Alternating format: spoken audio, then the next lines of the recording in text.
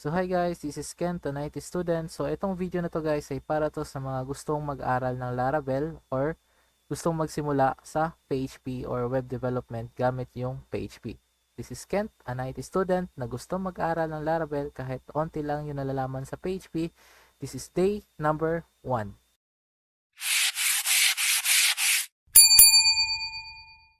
So ngayon guys, dito tayo kung paano mag-install ng isang Laravel application. So before all of that, kung first time nyo pang mag-develop ng isang application gamit yung PHP or gamit yung isang Laravel, kailangan nyo mag-install ng dalawang itong dalawang to guys. Unang-una nyo i-install is itong si Composer, and then next is si SAMP.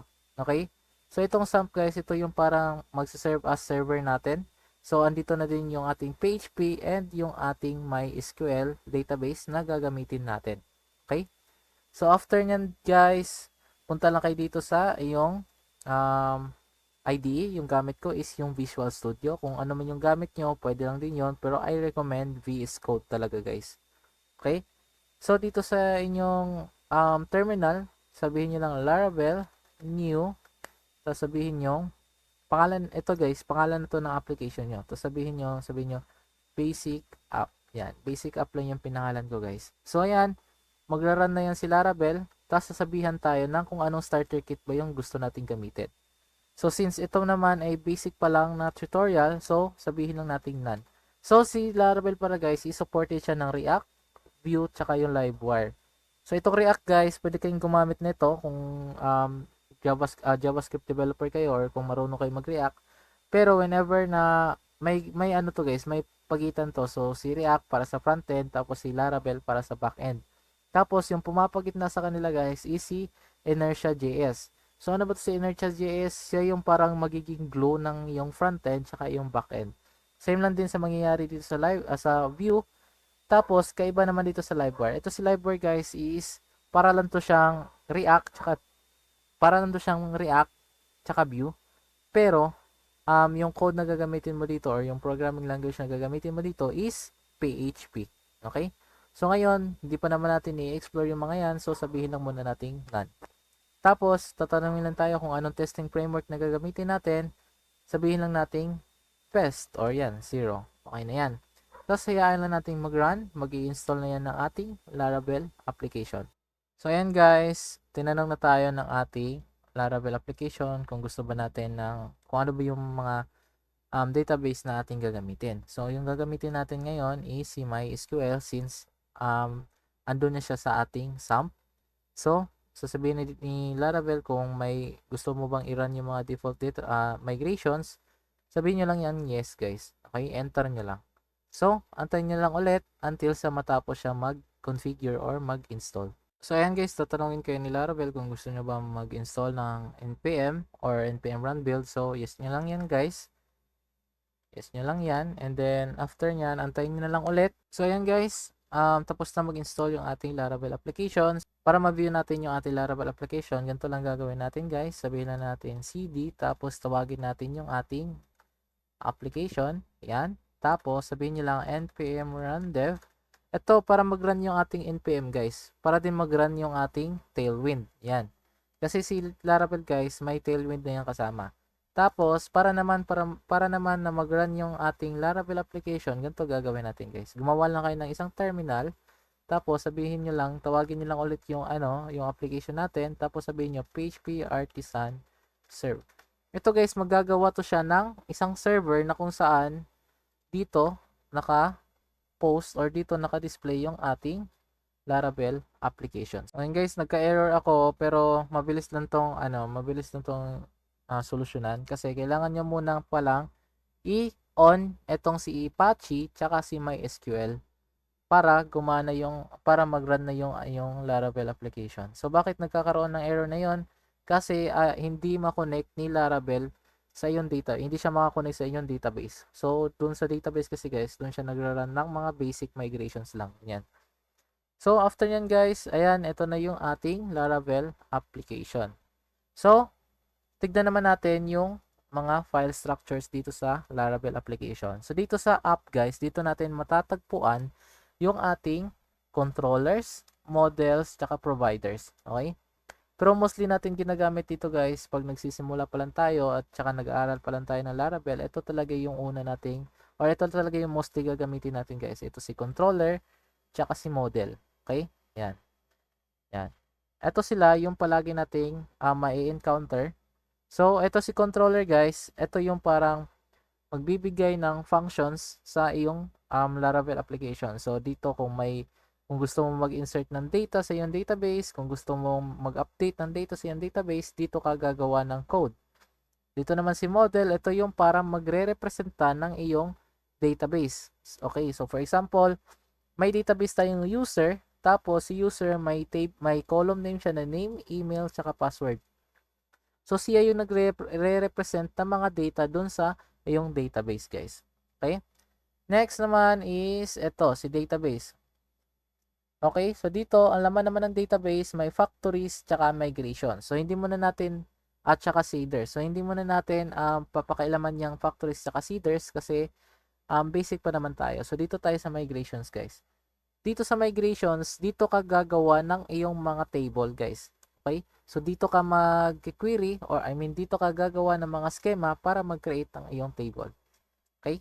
So, explain natin yan soon. Naabutin tayo dyan. So, stick lang kayo dito sa video. And then next is dito tayo sa resource file.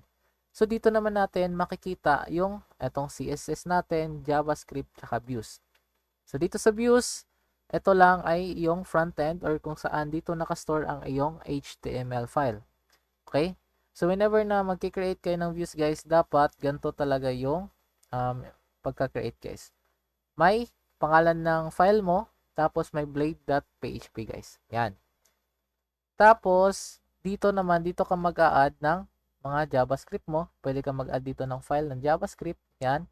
And then, dito naman sa CSS. Yung sinabi ko kanina guys na may Tailwind na si Laravel, ayan po, naka-import na siya default sa iyong Laravel application.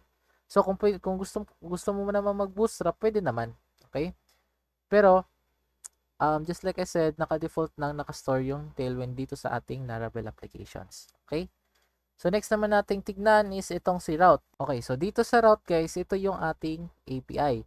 So, dito tayo maglalagay ng mga API request, kagaya nito si get, tas mamaya si post, at saka iba pa. Okay? So, dito guys, default na route guys is, kukunin niya lang. So, may get tayo dito, may get tayo na route, tapos ito yung directory niya, which is the root directory. Tapos, magre-return lang siya ng view na welcome, which is, ito si ating nasa resource folder, tapos ito, si welcome blade.php. Yan. Okay? Tapos, next na ating titignan guys, ito si public. Ayan, dito si public guys. So, dito sa public guys, dito ka mag-i-store ng yung mga image. Like, for example, may image ka, yan, gagawa ka ng image folder, yan, image folder, dito mo yan i-store, dito ka mag-i-store ng yung mga image para madali mo lang siyang i-import doon sa iyong HTML or dito sa inyong views. Yan. Tapos, tignan natin dito sa index, guys. Index.php. So, ito si index.php. Ito yung starting point ng ating Laravel application, guys. So, sa mga marunong dyan sa PHP Native, so parang sinasabi na ito yung starting point. Dito magsisimula yung ating Laravel application. So, ito yung parang index niya, guys. Or hindi parang, talagang index talaga siya, guys. Okay?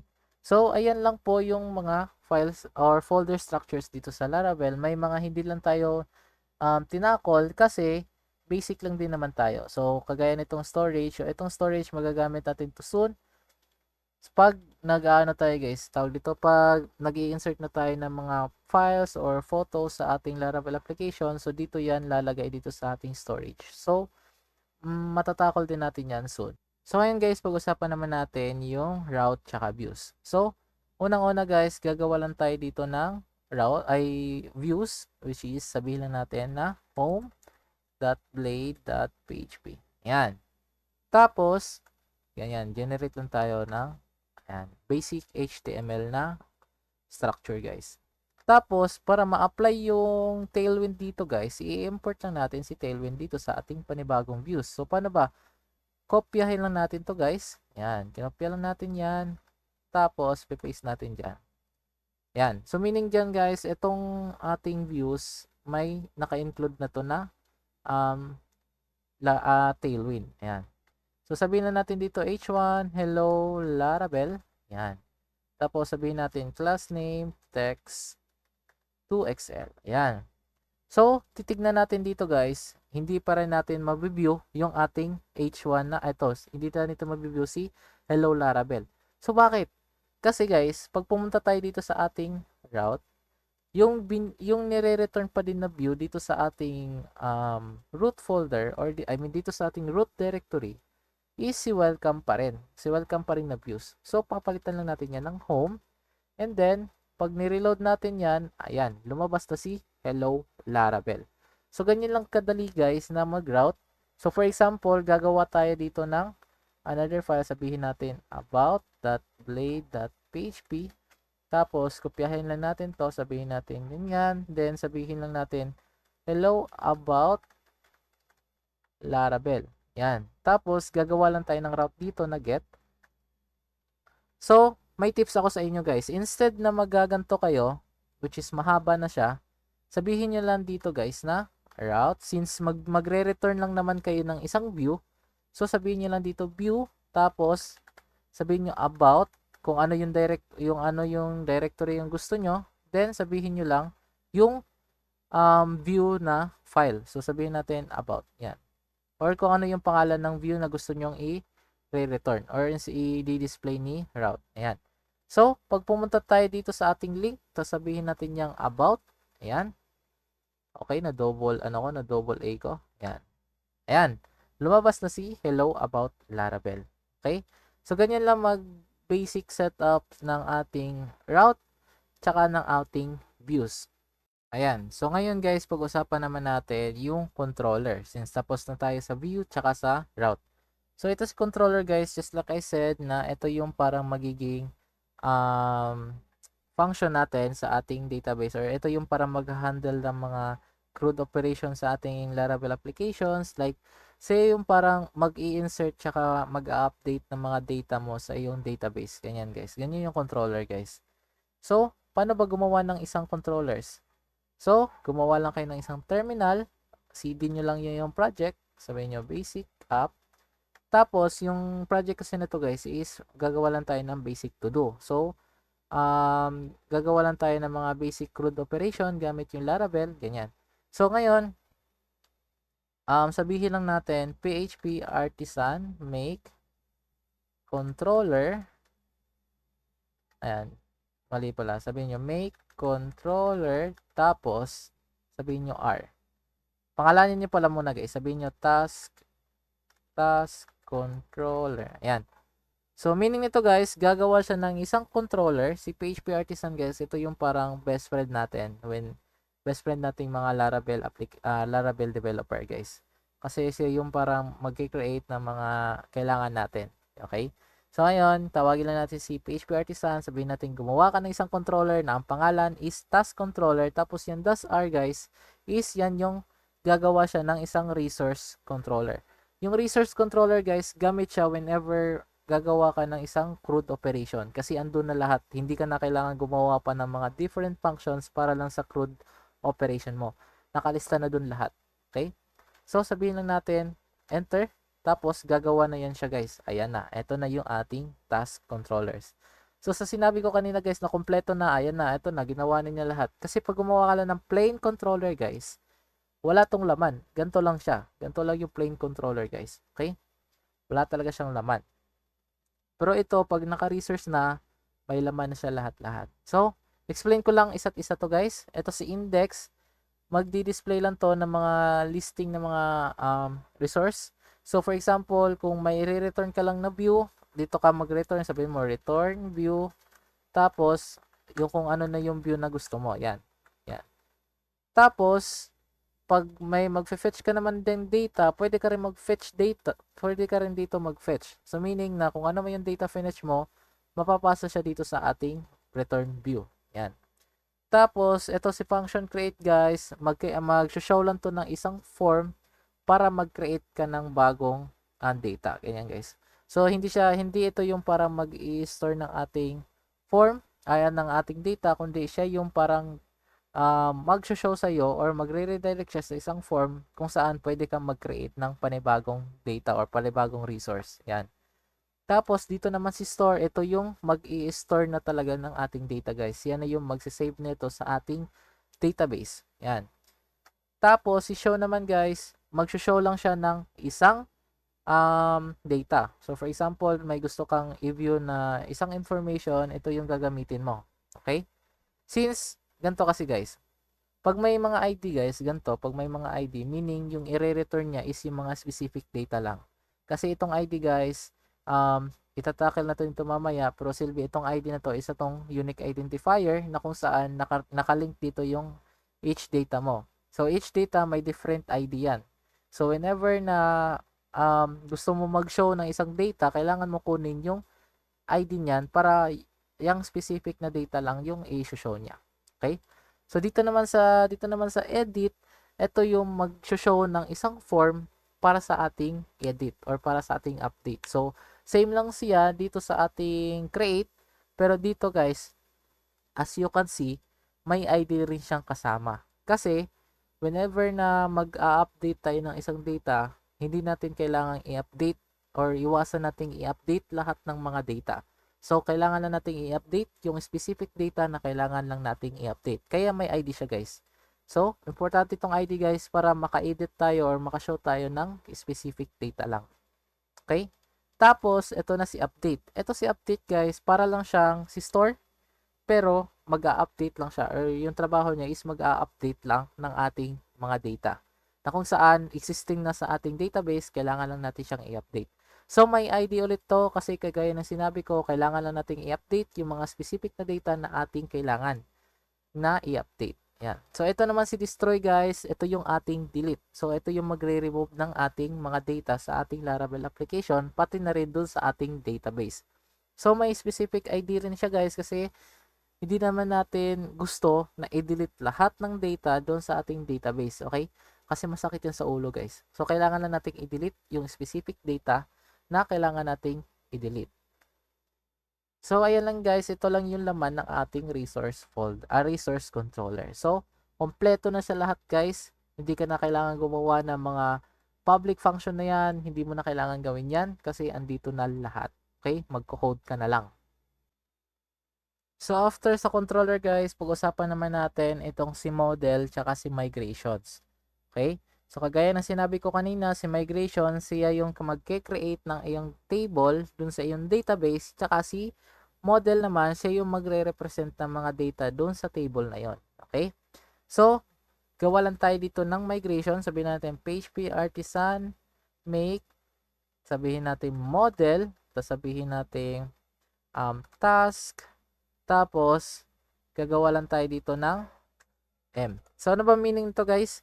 Si PHP Artisan, gagawa siya ng isang model na tinatawag nating task, tapos nung /m, meaning magkikreate din siya ng isang migrations. So, run na natin yan. Ayan na. So, nag-create na si PHP Artisan dito ng ating task na model. And then, pagdating naman dito sa ating database, migrations, tapos ito na yung ating task na table. Okay?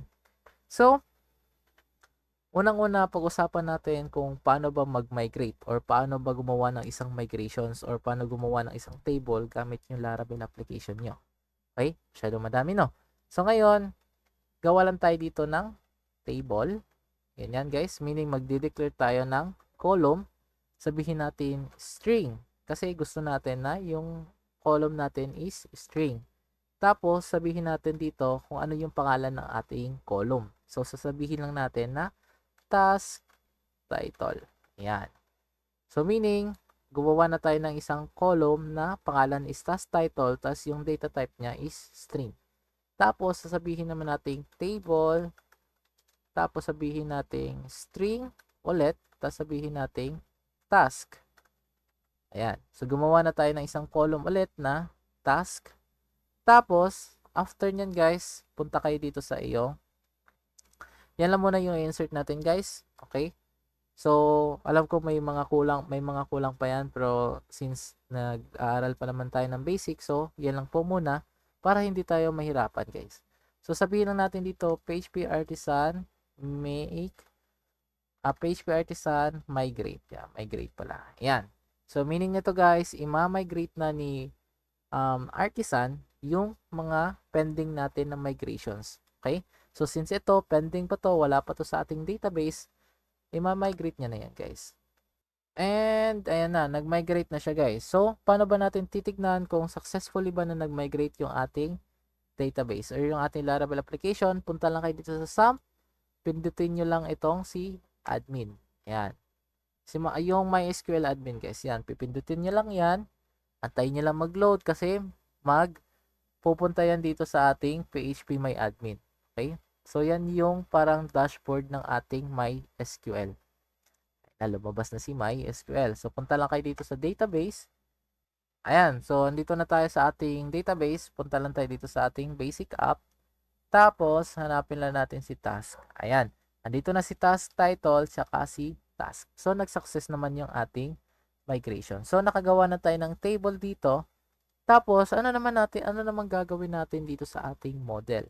Since si model, siya yung parang siya yung para magre-represent ating mga data. So, tatawagin lang natin sila dito isa't isa. So, yung gagawin natin dito guys, sasabihin natin protected, tapos fillable, and then, yan, gawin nating array, sabihin natin task list, task title, comma, sabihin natin task.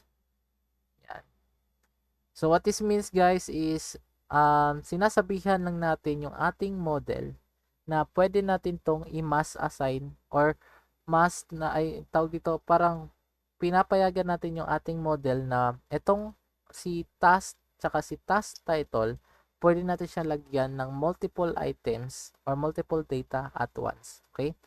So, pwede tayong mag-create ng mga maraming task title tsaka maraming task na hindi pinipigilan ng ating model.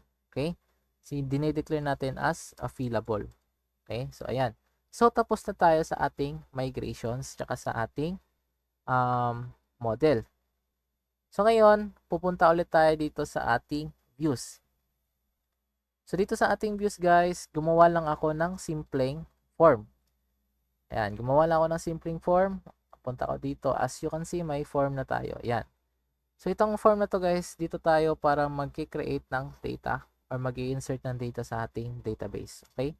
So, eto guys, whenever mag-create tayo ng form, wag nyo kalimutan dito sa form, lagyan nyo ito ng method, tsaka sabihin yung post since magpo-post tayo ng mga data or post yung gagamitin nating request. Ayan. Tapos, lagyan na ito ng SRCF kasi ito yung parang security features ni Laravel. Okay? So, sa input naman guys, always remember na etong si task title, dapat katugma to sa pangalan ng iyong column. So, bakit bakit ko nire-recommend na itong si name tsaka si eto sa migration nyo ay the same para whenever na pumunta kayo dito, magko-code na tayo sa inyong controller, iisa lang yung tatawagin nyo. Yan, iisa lang. Tapos, ito si task, since small letter naman yon yung ating nasa ating migration, itatask lang din natin yan. Yan. Tapos, huwag nyo kalimutan mag-add ng button, tapos type submit. So, ngayon guys, after natin gumawa ng form, pupunta na tayo dito sa ating controller ulit, dito sa ating task controller. Kasi, gagawa na tayo ng ating function na kung saan ito yung magsasubmit ng mga data doon sa ating database. Okay? So, unang-una guys, whenever na mag-store kayo ng mga data sa inyong database, kailangan nyo munang i-validate yung mga data. Okay? So, there are two ways kung paano mag-validate ng data. Yung isa, gumawa kayo ng request method. Yung isa naman is dito lang kayo mag-validate dito sa ating controller.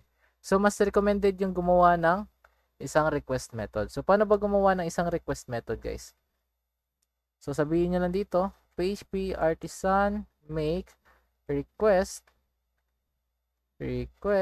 tapos pangalanan nyo lang, sasabihin ko dito, task request. Yan. Tapos, antayin na natin. Ayan. Nag-create na si artisan natin ng ating request. So, saan ba yan makikita, guys? Ayan, punta lang kayo dito sa iyong app, HTTP. Tapos, andito na si request. So, ano bang purpose ni request, guys? Bakit kailangan natin siyang gawin? So, para dito kayo mag-validate na ng iyong mga data. Okay?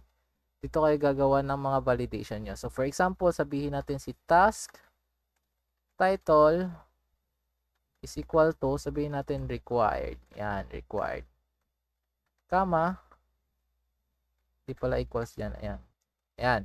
Tapos, sabihin natin si task is required also. Ayan. Meaning na ito si task title siya kasi task required. Task is required. So, meaning, hindi mag-execute yung ating code kung ito si task title which is pangalan dito. Ayan, dito siya guys. Dito siya mako-connect guys. So, dapat yung pangalan mo dito is same lang din sa pangalan mo dito sa ating task request guys. So, meaning na kung empty to, hindi siya magsasubmit, at kung empty rin to, hindi rin siya magsasubmit guys. Okay? So, ngayon pag-usapan natin bakit importante itong may request method tayo guys. So, pwede naman kasi sabihin na natin dito na tayo magbabalidate dito sa ating controller. Sabihin na natin na task, sabihin na natin at request, tapos validate, and validate, yan. Tapos sabihin na natin dito, kopyahin lang natin yung dito. Yan. Yan. Tapos yan.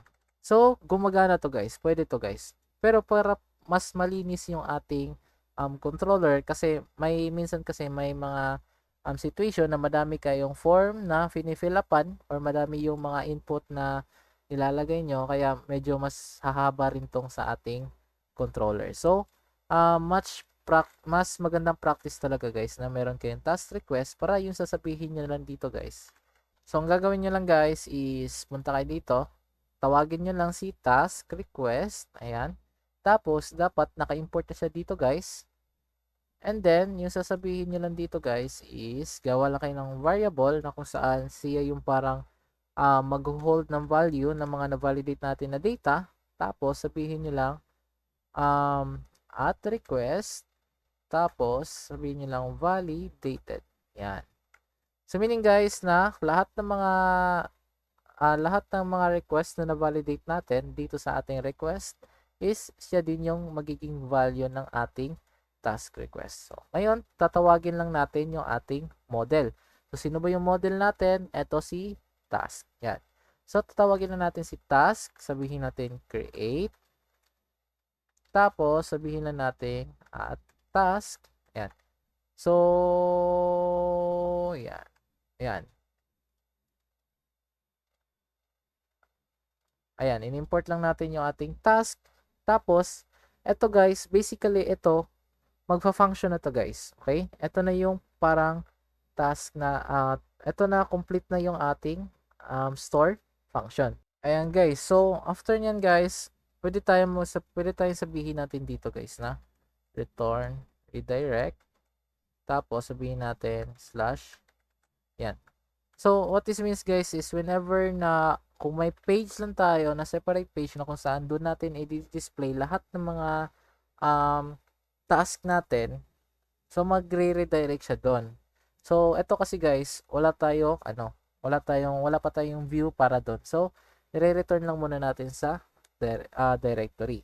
So, ngayon dito sa ating route guys, madali lang to guys since naka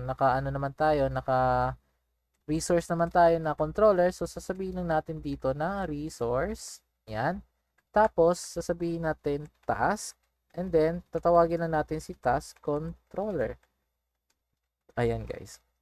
So, meaning nito guys is gagawa tayo ng name dito, which is si task. And then, tatawagin lang natin yung ating controller. Then, after nyan guys, punta na tayo dito sa ating blade. Sasabihin lang natin, or dito sa ating view, sasabihin lang natin route. Tapos, tawagin lang natin yung name na nilagay natin dito sa ating controller, which is task. Tapos, tatawagin natin yung function. So, ano ba yung function dito? Which is si store.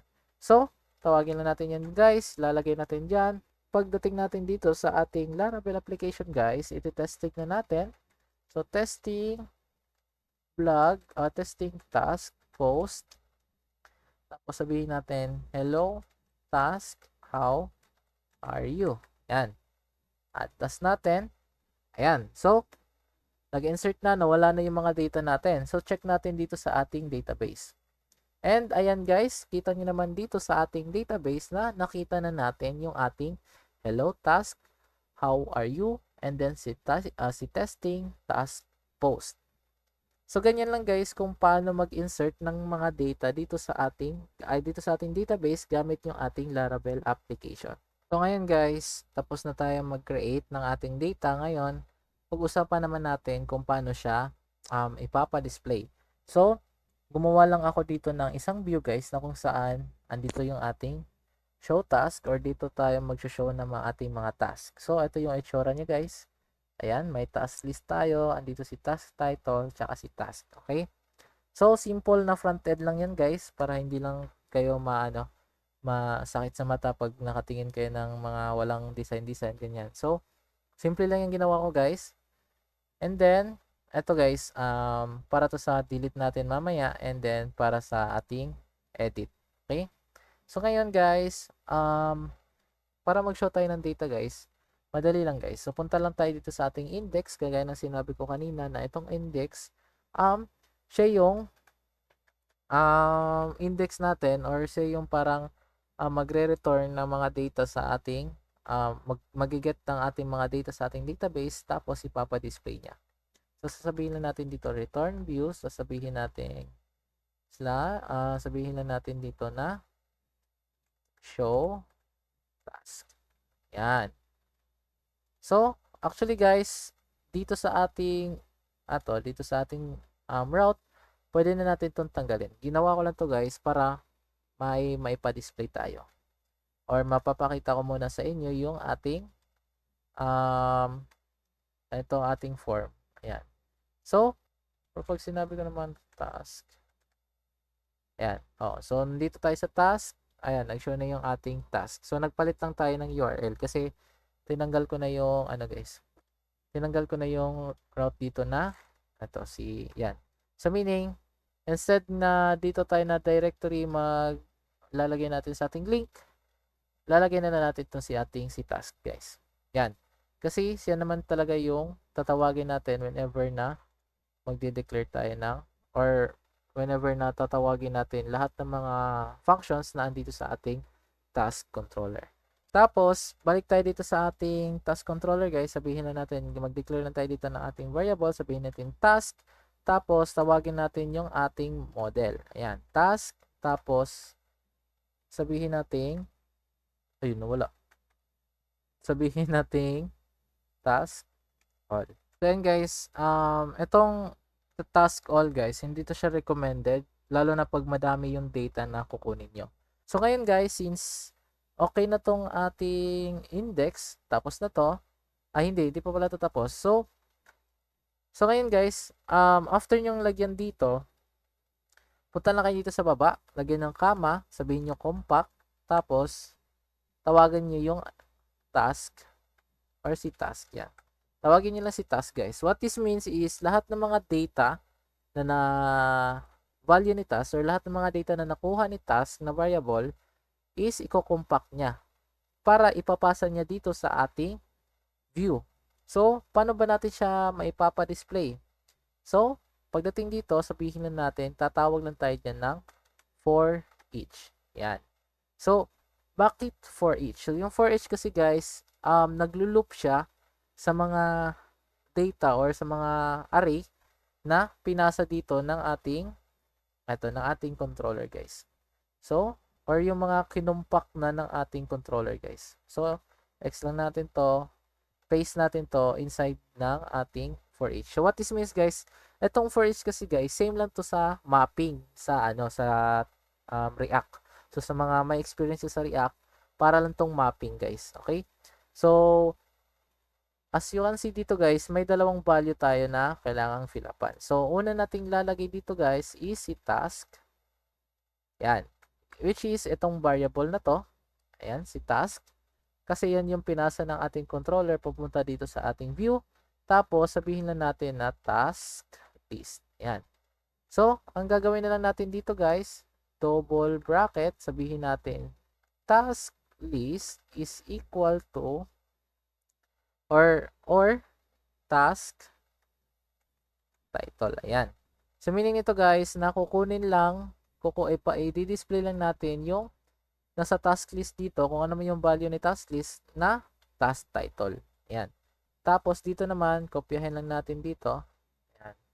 Kopyahin lang natin yan, sabihin lang natin yung task. Ayan.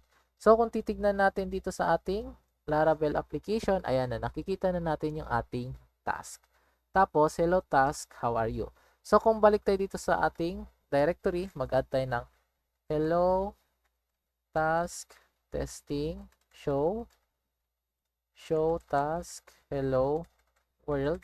Bago natin i-submit yan guys, punta muna tayo dito sa ating task controller, dito sa ating store, sabihin natin tong task. So meaning magre-redirect siya automatically papunta sa ating task na route. Ayan, ito na route guys. So, whenever na i-click natin to, ayan na, nag-redirect na siya papunta dito sa ating task list. So, ayan guys, makikita na rin natin yung ating task na nag-show na dito sa ating task list na view. So, ayan guys, pag-usapan naman natin yung update, kung paano ba siya gumagana. So, ngayon, gumawa lang tayo dito ng panibagong view. Tapos, sabihin na natin update task. So, blade.php.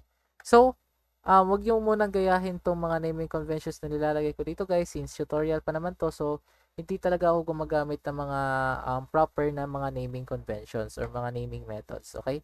So, kopyahin lang natin yung andito sa ating home. Kasi, itong si update task kasi guys, na view is form lang din naman to. Okay? Dito lang natin i-display yung mga dito lang natin display yung ating form para sa ating update. So, papalitan ko lang to ng update. Tapos, tatanggalin ko lang muna to guys. Ito. Ayan, tatanggalin ko lang muna yan guys. Okay. So, ngayon, punta na tayo dito sa ating task controller. So, para ma-show natin yung ating form, gagamit tayo ng gagamitin natin to si edit. So, sabihin lang natin return redirect, tapos sabihin natin na /task update, or hindi, sabihin lang natin na task or return view na lang, return view, yan, para i-return niya yung view na update task, yan. Tapos, punta tayo dito sa ating show the task. Okay, so ang gagawin natin dito guys, hanapin lang natin tong ating si A-link dito. Sabihin lang natin to na sabihin natin to route. Tapos, tawagin natin si task.edit.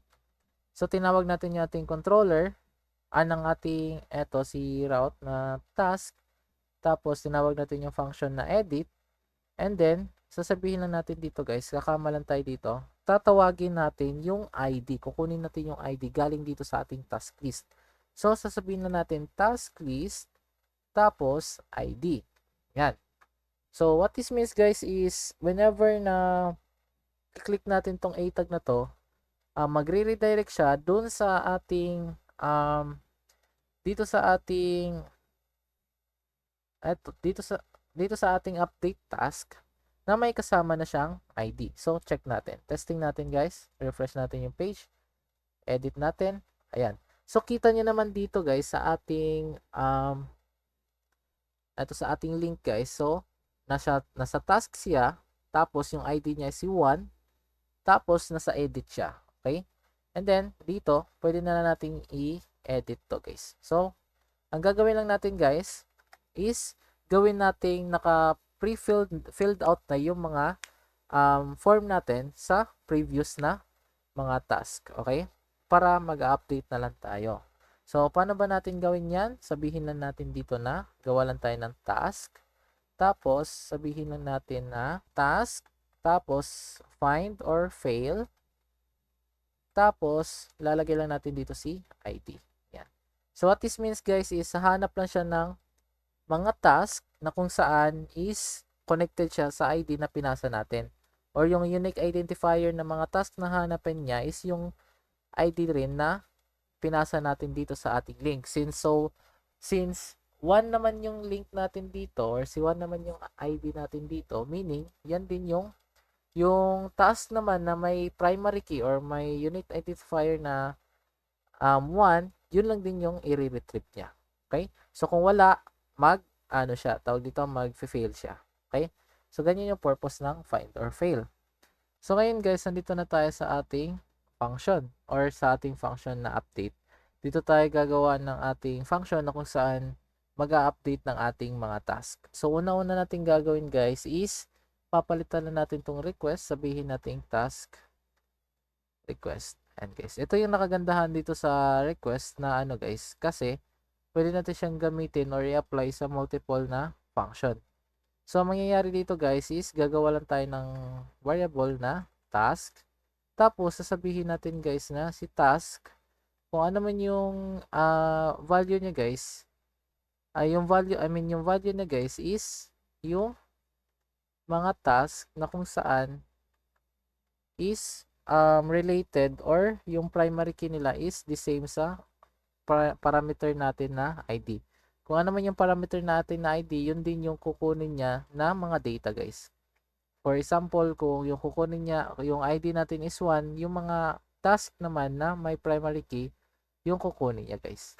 Tapos gagawa lang tayo dito ng another variable para sa ating mga validated na form or mga validated na data na galing sa ating form. So, sabihin lang natin dito at request, tapos sabihin lang natin validated. Ayan guys. So, meaning nito guys, ang value ni validated is yung mga input na na-validate na dito sa ating task request. Ayan, dito guys. So, ngayon, gagawin na natin is i-update na natin. So, tatawagin na natin si task kasi ito yung ating nagdadala sa ating model. Okay? So, ito yung mga data na kailangan nating i-update. Sabihin lang natin dito guys na update. Tapos, sabihin lang natin yung ipapalit natin sa kanya is yung mga validated data. Yan. And then, i-return lang natin to guys. Return, redirect, papunta dun sa ating task. Yung mga task list natin guys, yung andito guys. Yan. Yan yung i-return natin whenever nag-success na yung ating update guys. So ngayon punta tayo dito sa ating view. Tapos lalagyan lang natin yan dito ng route and then tawagin natin yung task.update. Meaning guys, tatawagin natin yung route na task tapos yung function natin sa controller na update. Tapos, kamahalan natin yan guys. Tapos, ang gagawin natin is papasahan natin siya ng parameter na kung saan yung ID guys. Papasahan natin siya ng parameter na ID. Yan. Para mas mabilis maintindihan. Ayan.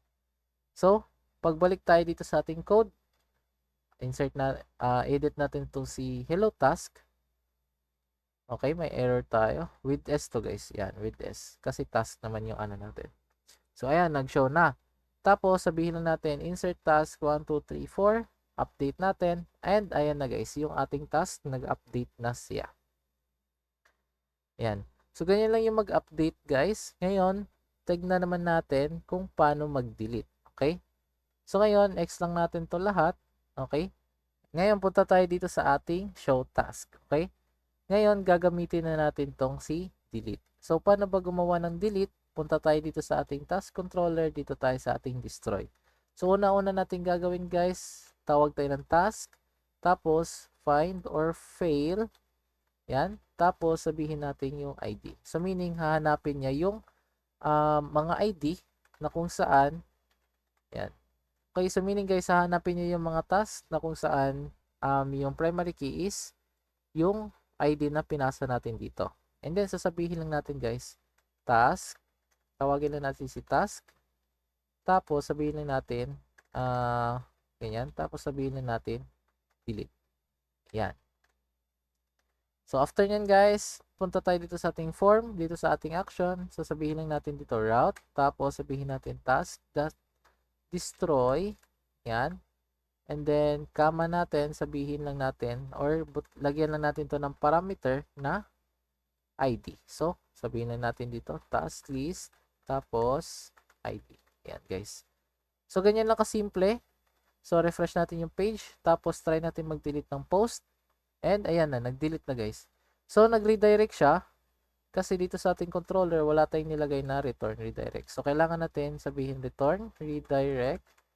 Tapos, sabihin natin /task. Ayan. So, refresh natin yung page. Continue. Balik natin. Refresh. Ayan na, na-delete na yung ating task guys. So, ulitin natin.